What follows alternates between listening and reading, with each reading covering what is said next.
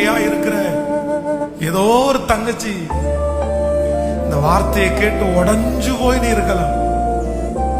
Pastor, நான் விலை போகாத ஒரு பாத்திரம், நல்ல நல்ல பாத்திரம் எல்லாம் சீக்கிரமா நிறைய பேர் வாங்கிட்டு போயிட்டாங்க. ஆனா என் பாத்திரம் என்னமோ ரொம்ப லேட்டா.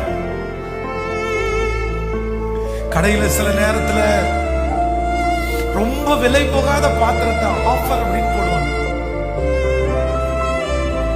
ஆஃபர்னு போட்ட உடனே அந்த பாத்திரம் வித்துரும். ஆனா இன்னைக்கு இந்த ஜெபத்துல இந்த சத்தத்தை கேட்கிற நிறைய பேர் இருதயத்துல, பாஸ்டர், நான் முன்னாடி நான் புதுமையா இருக்கும்போது அப்படி சொன்னது மாதிரி கூட இப்ப சொல்லல பாஸ்டர். நான் இப்ப எப்படி ஒரு மனுஷன் ஒரு பாத்திரத்தை அப்படி